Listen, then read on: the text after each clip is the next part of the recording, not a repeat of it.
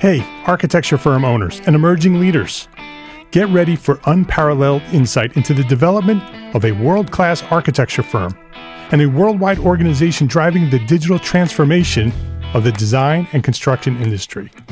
With Build Smart, the podcast that's changing how our profession operates. We share the incredible stories behind innovation in the building industry with my friend and co-host, Patrick McLeamy, FAIA, former CEO of the international architecture firm, HOK. You know, Yamasaki's office or firm lasted during his lifetime. And when he passed away, I think that was the end of the Yamasaki office. Helmut did not want that. He wanted a firm that would live out and grow beyond the founders. In Season 1, discover the untold stories behind HOK's meteoric rise, from 150 employees in St. Louis to a powerhouse with over 1,900 staff members and 27 offices worldwide. You know, they weren't as polite as the Kojima people. That was just boom. And anytime you have a creditor, whether it's Kojima or the bank, that wants their money, unless you can raise money someplace else, you are out of business. Bankrupt. And hold on tight for Season 2, where Patrick takes us on a new adventure as chairman of Building Smart International, shaping the future of digital transformation in the design, construction, and operation of built assets. Ian Howell, Ken Harold, and I, Ken was my technical representative from HOK. The three of us took a tour of Europe of 5 cities in 5 days. Very busy time. Simply follow the link in the show notes to subscribe to Build Smart now and uncover lessons that will transform you and your architecture firm.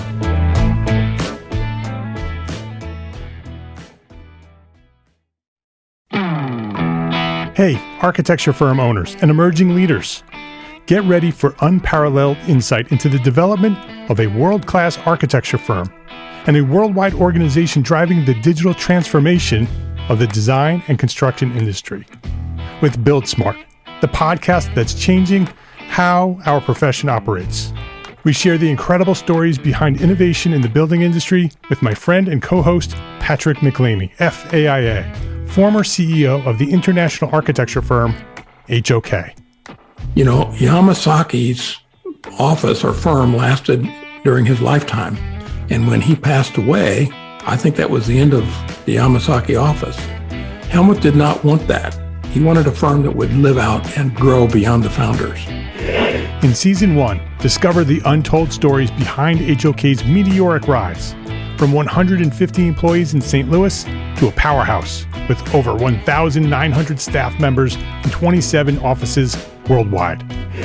You know, they weren't as polite as the Kojima people. That was just boom. And anytime you have a creditor, whether it's Kojima or the bank, that wants their money, unless you can raise money someplace else, you are out of business. Bankrupt. And hold on tight for Season 2, where Patrick takes us on a new adventure as chairman of Building Smart International, shaping the future of digital transformation in the design, construction, and operation of built assets. Ian Howell, Ken Harold, and I, Ken was my technical representative from HOK. The three of us took a tour of Europe of 5 cities in 5 days. Very busy time. Simply follow the link in the show notes to subscribe to Build Smart now and uncover lessons that will transform you and your architecture firm.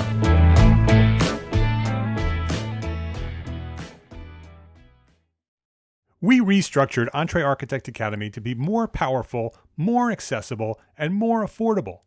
Did you know that for only $27 per month, you can now gain unlimited access to more than $2,000 worth of resources, courses, and video archives, all built to help you build a better business, be a better leader, and live a happier life as a small firm architect?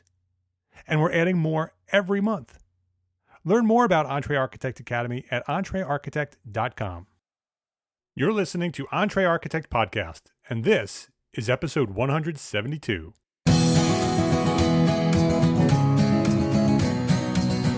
Welcome back to the EntreArchitect Podcast. My name is Mark R. LePage, and this is the podcast dedicated to a successful life as a small firm architect. Whether you have plans to someday start your own firm, Whether you're in the process of launching a startup or you might be an experienced small firm architect just trying to make a difference, this podcast is for you.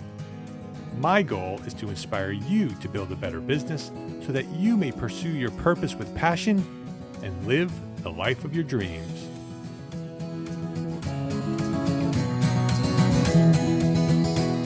And we're back with another episode of our podcast series, The Entrepreneur Architect, where I interview you, members of the EntreArchitect community. I want to know your story. I want to give you an opportunity to share some of your knowledge. We all have a story about how we were inspired to pursue a career in this profession, a story about the people who influenced us along the way, a story about how we became entrepreneur architects. So this week at EntreArchitect Podcast, I'm speaking with my good friend, Sharon George, entrepreneur architect. This episode of EntreArchitect Podcast is supported by our platform sponsors, FreshBooks, NCARB, BQE Software, and ARCAT. And I'm going to share more about these great companies and organizations later in the show, but as we get started here, just take a quick note to schedule some time this week to go visit each one of them and let them know that their support is appreciated by us, the EntreArchitect community.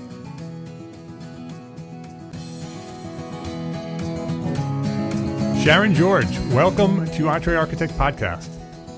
Thank you, Mark. It's good to be here. I've been a long-time listener of the podcast, and I can't believe now I'm on it. Oh, I'm glad you're here. We met a few years ago.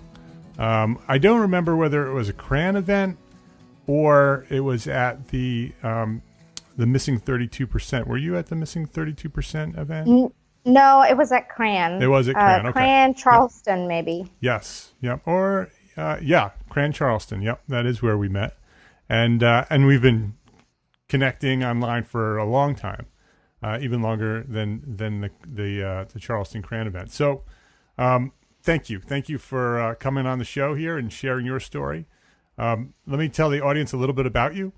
Sharon is a sole proprietor and the principal architect at Architecture by George, based in Austin, Texas.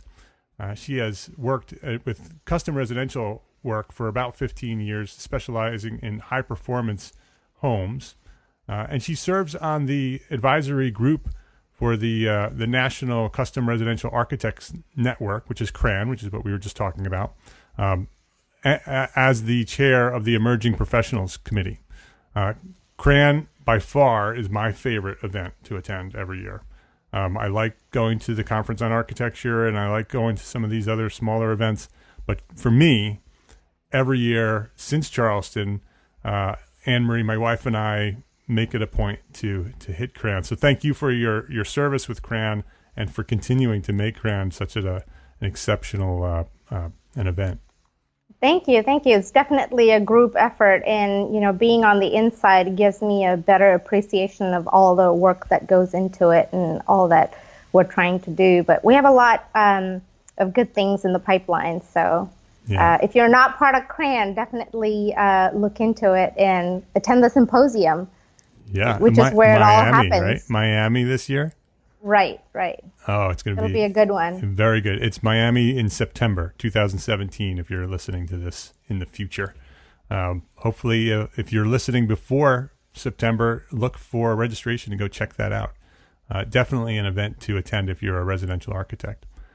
Sharon, so we shared a little bit about you and who you are and where what you're doing now. Let's talk about your origin story. Let's take a minute or two and go back to where you discovered architecture, what inspired you to become an architect, and tell us that story, that journey from that point to where you find yourself today. Okay. Well, I grew up in India, and I did not grow up around a lot of interesting architecture or had never met an architect. But at a very young age, I was really into and talented at drawing, and my earliest memory is of my father taking me to an art competition, and this was probably when I was 4 or 5 years old. So I grew up with a knowing that I'm good at drawing, and it was very much encouraged in my house. But I also loved science and math. So, when it was time for me to go to college, I was looking to become a computer architect. A computer engineer. Yeah. Because, that's where the future lies. And, there were a lot of engineers in my family. So that was the path of least resistance. Yeah. But, without getting into a lot of detail about, education system in India, we have a system similar to affirmative action here, which is a reservation system where there is a huge quota for people who are disadvantaged and, to give them a leg up. And unfortunately for me, I am considered a part of the forward caste, quote unquote. And so the bar for me to get into an engineering college was very high. And even though I had really amazing grades and was a very good student, I didn't quite make the cutoff. And so I had to settle for a degree in mathematics, which was fun for about 6 months. And then, I'm sitting in calculus class one morning listening to the professor talk about differential equations. And I just had this moment of clarity where I'm like, I don't belong here. Just because I'm good at something does not mean that that's what I'm passionate about. And so, ironically, that same day when I got home, I had this letter of invitation in the mail from a new college that was opening up, doing engineering and other sciences.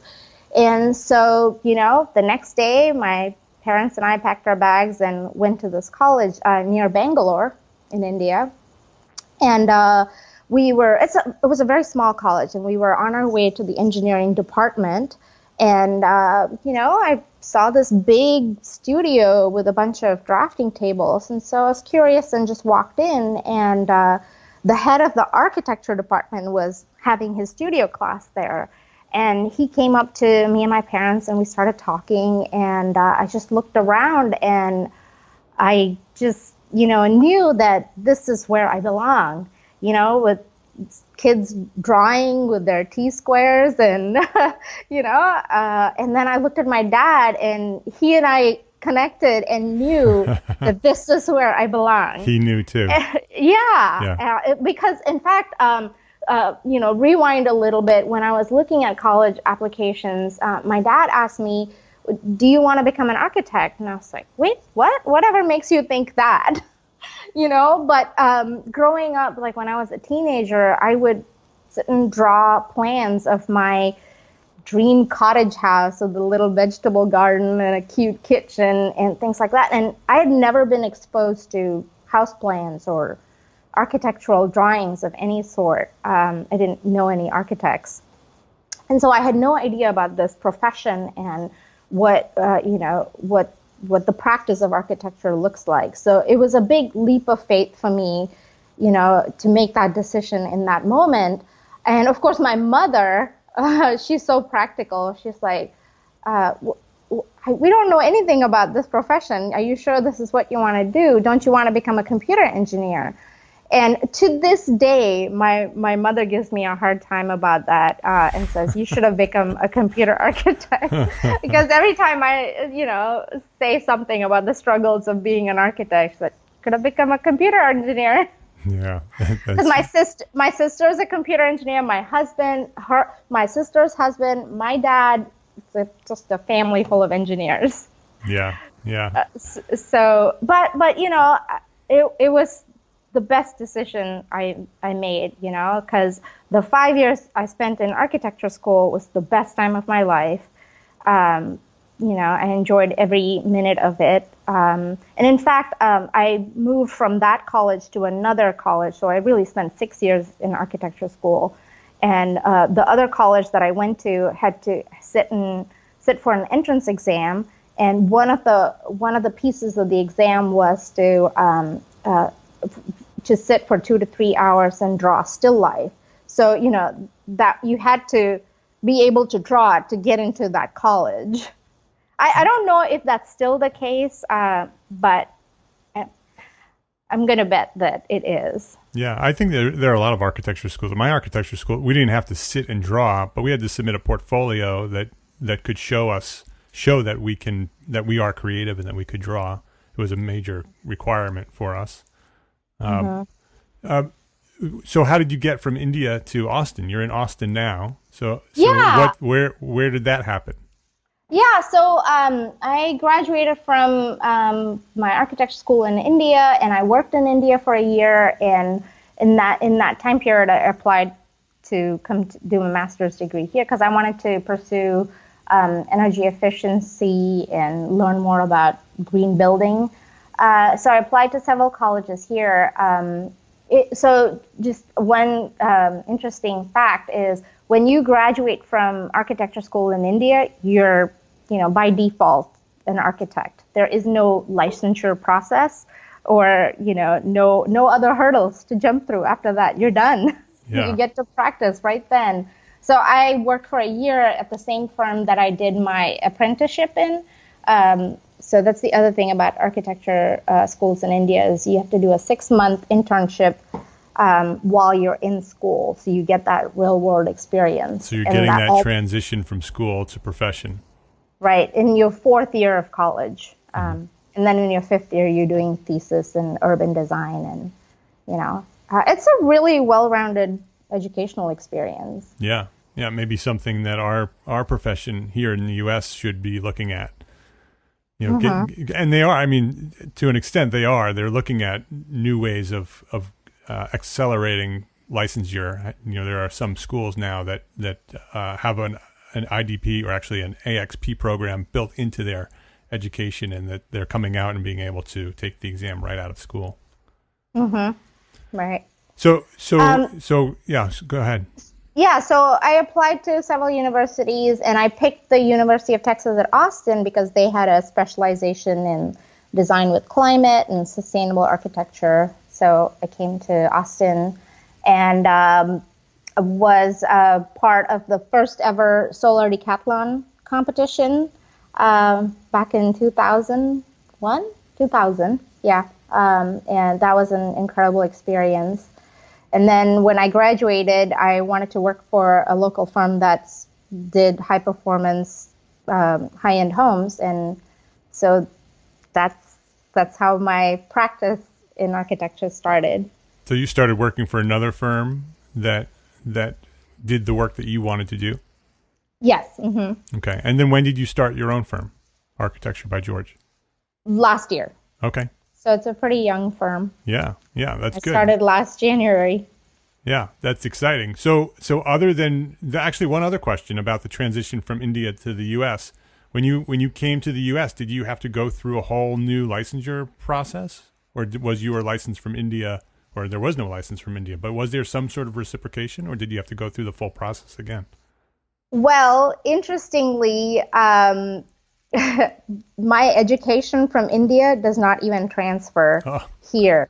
So when I sat for my licensing for the ARE, so a couple of things. So when I was practicing, like as soon as I started working, I enrolled in the IDP, and after that 3-year IDP, I was ready to take the ARE. And then I realized, well, I'm not eligible to sit for the ARE because my 5-year education does not transfer, and my master's degree did not, count for all the education requirements. So I had to work for 8 years and gain that experience before I could take the ARE, which was so crushing. Yeah. Oh, that's painful to hear that. Yeah. So that was a big realization for me that, things are not the same, and it was a big process. Yeah, well, I mean, that certainly is one huge goal that you accomplished, going through that process and getting your license here in the U.S. and starting your own practice. Other than those goals, do you have one specific goal that you've focused on and have achieved, and what's the process that you went through to achieve that goal? Well, so to be honest, I'm not big on goal setting. And I've heard you talk about goal setting, and a lot of people talk about goal setting. And so that's something that I'm consciously working on. But when I look back and think about all the different things that have brought me to this place, it's always been, I just kind of go along, and if something feels good, I do it, and if it doesn't feel good, then I do something else. So, like, I've never wanted to start my own firm. It's just something that's come out of, several realizations along the way. Getting a license was definitely a big goal. And starting my own firm was not so much of a goal, but once I realized that should be my path, then it became a goal. And like, preparing for that was how I found you and Enoch Sears, who does Business of Architecture. Yes. And both of you have been incredible resources and inspiration for me to have the goal to just start on my own.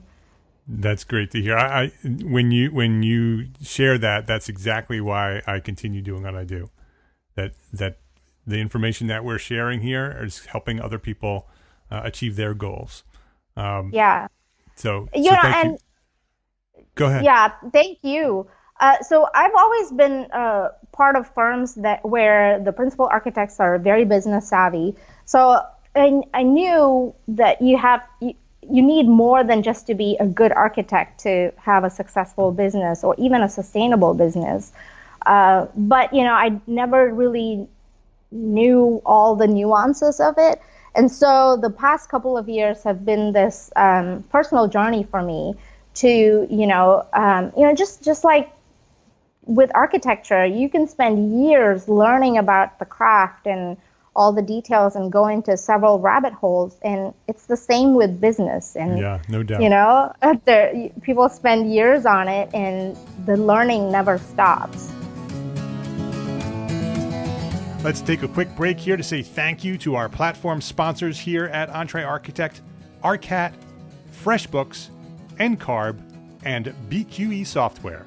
You already know all about ARCAT and their free BIM objects and their CAD details and their specifications and product information, all free, ready for you to use. Well, today I want to share something new from ARCAT. It's called Charrette. Charrette is a tool for sharing and collaborating with your colleagues and clients online in real time. You can upload photos and files, share specs and product information directly from the ARCAT database, as well as from other sources on the internet. I've been playing with Charrette in beta for a while now, and it's really cool, and now it's available to you. I encourage you to go check it out. Visit ARCAT online and click the Charrette icon right there on the homepage. And like everything offered at ARCAT, Charrette is a free tool for us small firm architects too. Learn more at EntreArchitect.com/ARCAT. 192 hours. You wish you had that much free time? That works out to about 2 business days every month.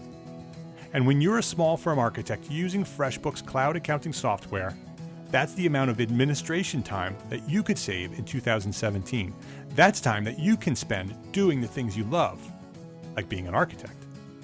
FreshBooks makes it simple to send invoices, post your expenses automatically, track your time for your whole team by project, and get organized with reports, communication, and notifications. Sign up for a free 30-day unrestricted trial and get ready for the simplest way to be more productive, organized, and most importantly, get paid faster. Visit EntreArchitect.com/FreshBooks to access FreshBooks for free. And be sure to enter EntreArchitect in the How Did You Hear About Us section. Do you know someone in your firm who's always dreamed of getting licensed, but was unable to complete the experience requirements? Well, maybe that person's you. Now you can get back on track with NCARB's new AXP portfolio. With this option, seasoned professionals can complete the Architectural Experience Program, the AXP, formerly known as the IDP, by submitting an online portfolio. Along with meeting your state's education and examination requirements, the portfolio will help you and your employees get one step closer to becoming a licensed architect. Learn more about NCARB's AXP portfolio at EntreArchitect.com/NCARB. One of the most often requested resources here at EntreArchitect is project management software. How do we keep our projects and our people organized while we grow as entrepreneur architects? BQE Software, an AIA Advantage partner and the makers of ArchiOffice, will show us how. ArchiOffice is the only office and project management software designed specifically for architects. It will help us manage people and projects and allow us to focus on designing great architecture. Whether you're working remotely or on-site, ArchiOffice allows you to monitor the status of your projects and tasks and send out invoices in an accurate and timely manner. EntreArchitect podcast listeners can get a fully functional 15-day trial of ArchiOffice today at EntreArchitect.com/BQE. ARCAT, FreshBooks, NCARB, and BQE Software, please visit our platform sponsors today and thank them for supporting you, the EntreArchitect community. So you had mentioned that having your own firm wasn't necessarily a goal. So tell that if you're willing to tell that story about why did you start your own firm? What was the trigger for that? Well, so I had worked for almost 15 years in other firms, and kept learning a lot, and my growth was kind of this steep line on the graph, and I thrive on that. And after, I guess, 15 years of working in the same, niche and, working around the same people, you kind of plateau after some time. And I hit that point. And it was also around the time when I had both my kids, and my kids were little. And slowly I started realizing that, an architect as an employee, that model is not very sustainable, because you get minimum vacation and, it just didn't seem that I could do that for another 20 or 30 years and be happy and fulfilled. And so, I slowly came to the realization that maybe I should start my own firm and go in, do a deep dive into something that I'm totally not comfortable with or did not have plans for. But it seemed more and more clear that that's what I should do. And so you were looking for freedom and flexibility and more opportunity? Exactly. Yeah. Exactly. Yeah. So many entrepreneur architects start that way, that they reach that plateau. They start a little bit of frustration with the position that they're in and maybe the firm they're working for, and say, oh, I could do this better myself, or I want more freedom, or I want more flexibility. And the only way we're going to get that is to start my own firm. And, and then you have to do exactly what you said you're doing is you need to dive deep and learn what we don't know. We're not trained as business people. And so the fact that you went through the process of learning what you need to learn and jumping off the cliff onto, to start your own firm is a big challenge, and certainly a big goal to do that. So thanks for sharing that. Was there a specific struggle that you went through, maybe there or anywhere else in your career, that you overcame? So share a story about a struggle you may have had and how you overcame a struggle. Do you mean with launching my firm or just in general? Yeah, whatever struggle that comes to mind, just to sort of share that it's not all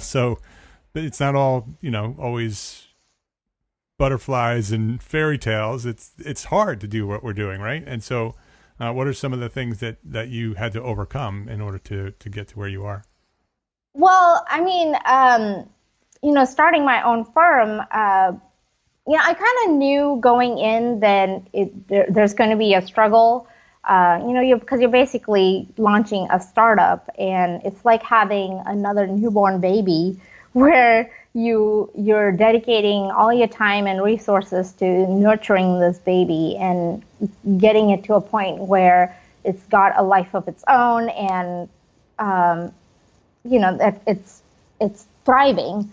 And so, it's not so much that I got into it to work only 20 hours a week, but certainly I'm working more now than I was as an employee. But also going through this journey of, just shedding my employee skin and getting into a business owner skin, and going through that transformation, I make decisions from a very different place now, and my time has a different meaning to me now. So it has definitely been a lot of work, in terms of struggles, a lot of work with my own mindset, because when I was growing up, I had this notion, just from conversations happening around me, that people who are smart, who are smart and who are brainy, don't do business. I don't know where I got this idea. Oh, and the other thing was, you have to be ruthless to be successful at business. Two very almost myths. Right. I mean, I know that now, but that was a big hurdle for me to jump through. So a lot of my work has been on my own self and my own attitudes, to set me up for success and to come from a place of power, not of a place of vulnerability. I don't know if that's making sense. Yeah, it totally makes sense. Was there also a specific point in your career where you had where sort of your mindset shifted a little bit, an aha moment maybe that sort of changed the way you're doing things, or actually led you to other things? Yes. So interestingly, I mean, I know this is a book that everybody talks about, the EntreArchitect, right? You've talked about it several times. And I, in fact, met Norbert last year, and he gave me a copy of his book. And I read the book. Well, I read the first half of the book, and I was totally dejected. He's so brutally honest in the book, and talks about all the struggles of his architecture practice. And I knew it. I knew that's the reality, because I had worked in small architecture practices for 15 years, and I knew there are limitations, and that's why we have minimum vacation. And here I am with friends who have 5 and 6 weeks of vacation, who work for large corporations, and they have a lot of freedom and flexibility, versus architecture firms. The business model is such that your time is the money, is where the money is, right? So naturally, people are tight. They have a tight leash on your time. And so, this big aha moment for me was that the business model of the traditional architectural service profession is broken. I mean, I haven't figured out what the silver bullet solution is. Maybe you do. Maybe you know. We're all working on that. But I love architecture. I love practicing architecture, but I feel like the model is broken. And so I finally finished the EntreArchitect book, and towards the end it's a little more optimistic. So I definitely encourage you reading that. But this idea of separating your time from your value is something that I think is lost on a lot of service-based professionals in general. Quite parallel to all this discovery was this passion project that I started, where I teach kids in elementary school architecture, and I do it through an after-school program, and that's been incredibly fun and fulfilling, and a really amazing creative outlet for me to work with kids. I have 2 little kids. My daughter is in 1st grade and my son is in preschool. And, we do architecture projects and draw over the weekend and stuff. But now I'm actually doing it with other kids. And it's amazing to me that there are so many kids who are really into drawing and building and, you know, doing things. And it seems to me that, you know, the younger they are, the more they are into that. And then as they get older, it's either other passions take the place of it, or that creativity is stifled, and so they pursue other things. Because I have a lot of kindergartners and first graders in my class, more so than fifth graders. So I don't know if that's a, you know, good sample set, but that's my conclusion. So I'm hoping that in me going and teaching architecture to these kids and doing projects with them, you know, helps them carry that creativity through their life. I mean, if I had some kind of an outlet like that when I was a kid, you know, I might be in a different place. Who knows? You know, instead of discouraging people from pursuing their passions, you know, you encourage them and give them the that stepping stone, right? So that has been an incredible discovery for me. But also, you know, looking at this kids' education, that's a very rich market, you know, especially now with people working all the time and they want kids to be engaged in enriching activities after school. It's a huge market. And when I look at the other after-school programs that are offered in different schools, they're so competitively priced. And if I were to charge my hourly rate for this class, you know, it would be outside that market. Yeah. So it's clearly, you know, the business model and how you leverage other people's time, or how you can scale it. And so this is where the entrepreneurial aspect of that passion project excites me. Is, you know, I can see myself really, and I haven't got all the answers. I'm still in the weeds of trying to figure it out. But ideally, I have it to a point where I have an established curriculum that I can either, you know, create a franchise model out of it, or just hire people who are not necessarily architects, but who can deliver a curriculum in a structured format. But I've had a lot of interest in the class, just from the people in the school, and I've had people from Indonesia and Japan email me about that program, asking me if there's a way for me to transfer the information to them so that they can teach their kids. I mean, these are not architects they're just people, parents who see their kids, you know, playing with cardboard boxes and drawing, and they want them to explore that interest, but don't have a way to. So, you know, that's kind of a side business that I feel has a lot of potential. And it's interesting because it's so outside the traditional architecture practice. So, yeah, I've been learning quite a bit about business models and just going outside my architecture bubble and learning about how other people do business and other industries approach business and how they tap into that entrepreneurial spirit. That is a great story and very, very inspiring. I could see that there is tremendous opportunity in that market. Not only in, you know, teaching in live classrooms, but you could bring that online and create curriculum that teachers can download and you know, pay for and download. Parents can, you know, can download. You can have courses that, you know, that you know, kids can watch and have access to courses about architecture and different programs that they can download. If you brought that online, it would be infinitely scalable. It would be a very interesting business to do that. Mm-hmm.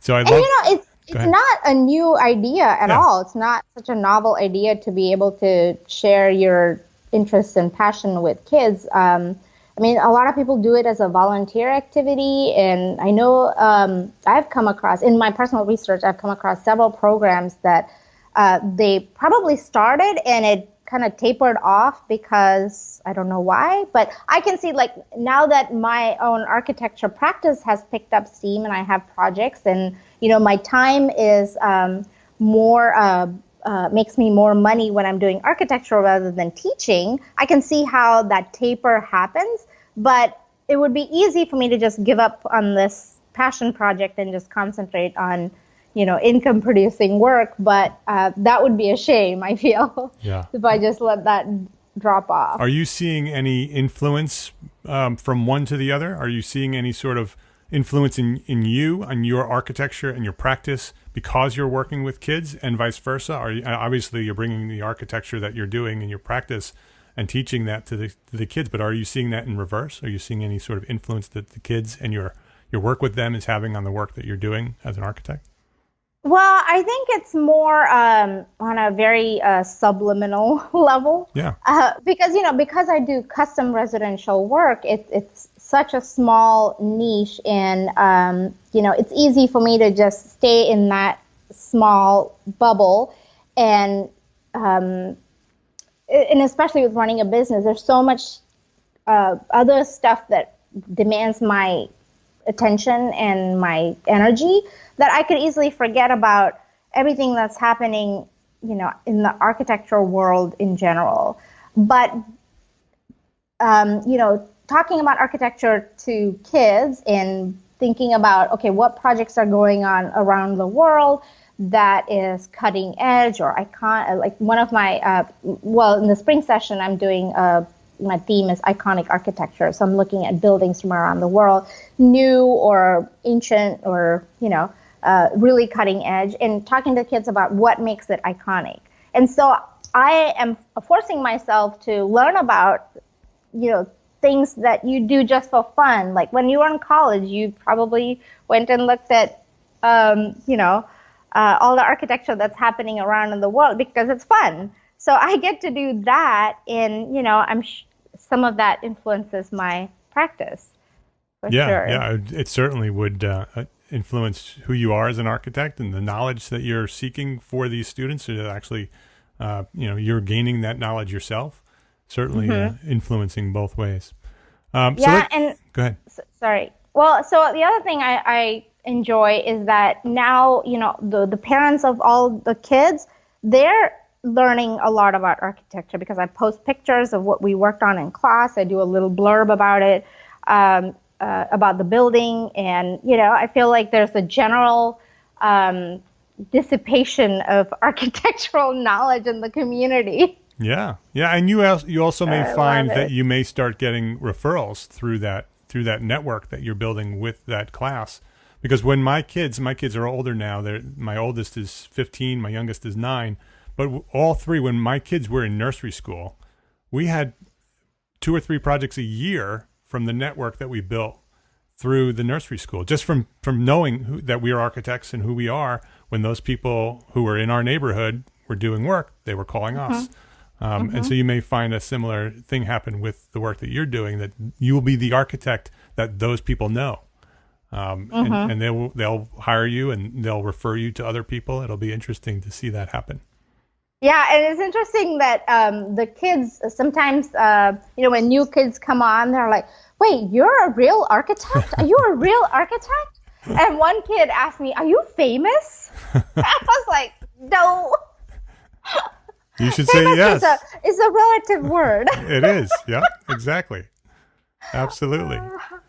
Okay, Sharon, let's get into some quick questions now. We'll do our lightning round. A few questions that every architect here that comes on the Entrepreneur Architect series answers. At what age did you decide to become an architect? 17. And what is your target market? So I do custom homes for young families who are outgrowing their current home and they want to either add on or build a new house, their new family home. And you're focused mostly on high performance homes? Yes. So that's what my background and that's where my expertise lies. But I'm finding that there's a big chunk of educational marketing involved in that. Especially how do you make it, in something that they're interested in, because high performance is really a word seems like that professionals use, but not many homeowners know what that means. They know what green and energy efficiency is, but that's also a very skewed perspective. So, right. Other than architecture, what makes you happy? I like to travel. I like to draw and paint and swim and go camping with my kids, and just hang out with my family and do all these activities. What's the best advice you ever received? This would be probably what my mom said to me when I was growing up, that you're a girl. I have another one for you. So you have to invest in your own education, and that's pretty much the only thing that nobody can take away from you. So invest in yourself, and that's been something that I found, that I truly believe in too. So that was really good advice. Okay. Because that's really carried me through. Yeah, definitely. What's one personal habit or daily routine that contributes to your success? Well, I don't know if it's success really, but it really helps ground me, which is to have some quiet time and use that time for introspection, and not just get into the hustle and bustle of every day, but so I spend my morning having my coffee and, thinking about things, and that helps me. What's one recommended app or internet resource? EntreArchitect is a great resource. I'm going to have to take that one off the list soon because everybody's using that. Do you have another one? Do you have any other apps or internet resources? So I recently started using QuickBooks Self-Employed on as an app on my phone, and that's really been helpful to document my mileage and my expenses and take some of that noodliness out of my life. Okay, what's a recommended book and why? I've read a couple of books that have been very helpful. One is called Brand Identity Breakthrough by Gregory Dale, and another one is called Badass Your Brand by Pia Silva, and I would highly recommend both those books. Okay, I like them. I haven't read either, so that's a good one. We'll put those on the list. What is one thing that an entrepreneur architect can do today to help build a better business for tomorrow? So that the intent of that is something that they can implement in a relatively short amount of time and see some relatively short return at the other end. So I would say to put yourself out there, to share your value in your own way, because with all the apps and social media platforms that are out there, it's so easy for us to promote ourselves and to share with people what we are up to day to day. And it's like Gary Vaynerchuk says, you don't have to create content, just document what you do. Like if you're working on a schematic design, just take a picture and post it online, or if you're working on CAD drawings, or if you're in a meeting, just document whatever it is you're doing, and that's how you can share what we do as architects and demystify and create that value of what we do. That's great advice. So let's wrap things up with one parting piece of guidance for other entrepreneur architects, and how best to contact you. What is the best way for if somebody's listening and they want to connect with you to say thank you, or to get some more information on some of the things that you shared today? What's the best way to connect with you after you give us sort of a parting piece of guidance? My piece of guidance would be to learn about business, because that's been a huge revelation for me. Is when you understand how the business world works, you can strategize better and not just implement tactics that are more short-sighted and more reactive, but rather to take a proactive approach with your business and and to have a mindset shift about marketing and business in general. That's been my huge transformation over the last couple of years, is to really understand what this is all about. That's great. And I great certainly guidance. don't know everything, but I just know that I've scratched enough of the surface to know that there's quite a lot of rabbit holes to go into. Yeah, no doubt about it. We need to start at the basics, and then as we know, once we understand the foundation of business, then we can start building a strong business on top of that. That's great, some great guidance. So if somebody wants to connect with you, how best to connect with you, either website or email or social media? It's Sharon at architecturebygeorge.com. Got it. My website is architecturebygeorge.com. And on social media, I've tried to limit myself to Facebook. So that's where you'll find me. You'll find me in the EntreArchitect Facebook group. So connect with me there. All right. And I'd love to hear from you. And you're doing, you have a Facebook page, and you're doing some Facebook Live there as well, right? So people can connect with you on the page. I am. Yes, absolutely. I invite you to come check out my Architecture by George Facebook page. And I also have a Facebook page for the kids program, and that's Archie Kids, ARCHIKIDS. You can find that page, and I post pictures of what we've been up to and all the projects that the kids have worked on. All right. You might find that interesting. We'll have links to all of that on the show notes. This is episode 172. So people can go to EntreArchitect.com/episode 172, and we'll have links to all of that. Sharon, thank you very much for joining me here today and for sharing your knowledge here at EntreArchitect Podcast. Thank you so much, Mark, for having me. And I look forward to meeting you again at the CRAN Symposium, maybe. I'll be there. If you liked what we shared here today, complete show notes and a direct link to download this episode will be found at EntreArchitect.com/episode 172.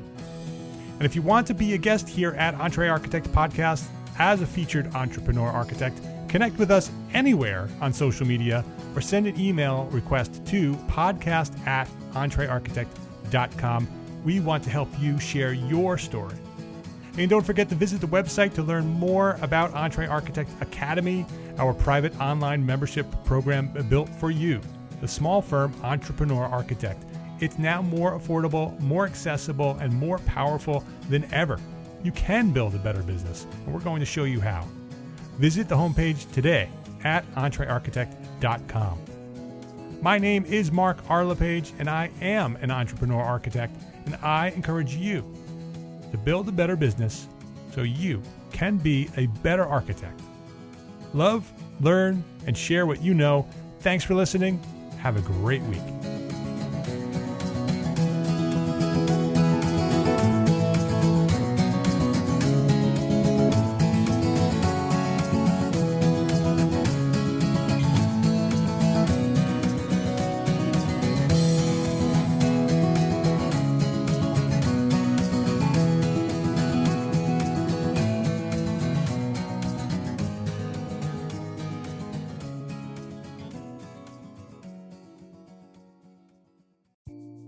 Imagine earning continuing education credits while doing exactly what you're doing right now. Well, you can. Gable Media has revolutionized the way you earn your continuing education credits with a groundbreaking approach. Forget running around town and scouring the internet for credit-worthy courses. Fulfill your CE requirements effortlessly by listening to engaging podcasts just like the one you're listening to now. Our podcasts are designed to educate, entertain, and inspire, all in a user-friendly environment. But wait, there's more. Architects, Gable Media is also approved as an AIA continuing education services provider.